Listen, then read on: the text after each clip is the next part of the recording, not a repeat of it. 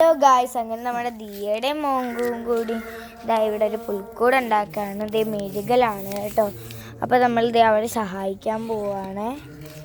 ഇത് രണ്ട് സൈഡിൽ രണ്ടാൾക്കാർ ചെയ്തെന്ന് വെച്ച് പിടിച്ചിട്ട് എന്നിട്ട് ഇങ്ങനെ ഒന്ന് റെഡിയാക്കി കൊടുത്താൽ മതി. ഇതാകുമ്പോൾ നമുക്ക് വേണ്ടാത്ത മണ്ണൊക്കെ കളയാനും കഴിയും, വേണ്ട മണ്ണൊക്കെ റെഡിയാവുകയും ചെയ്യും.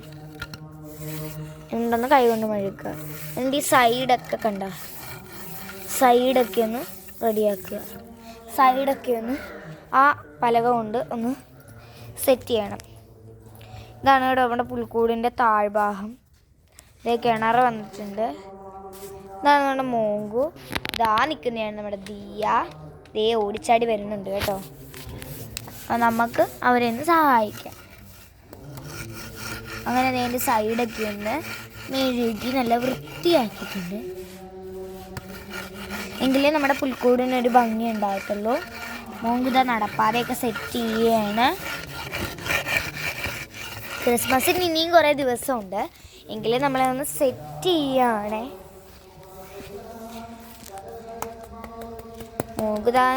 മോങ്കു നല്ല കഷ്ടപ്പാടിലാണ്. ഞാനതിൻ്റെ ഇടക്ക് കയറി ഒന്ന് സഹായിക്കുകയാണ് കേട്ടോ.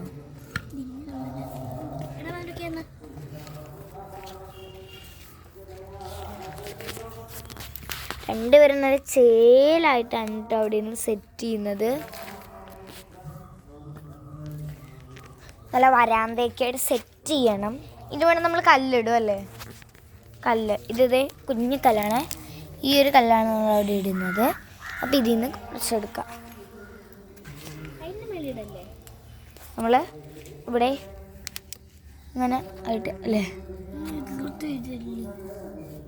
ഇല്ലിങ്ങനെ ആയിട്ട് ഇങ്ങനെ നടപ്പാതയിലും എല്ലായിടത്തും കുഞ്ഞു ഈ മണ്ണ് നമ്മുടെ ഇവിടെ ഉള്ളത് കൂടുതലാണ്.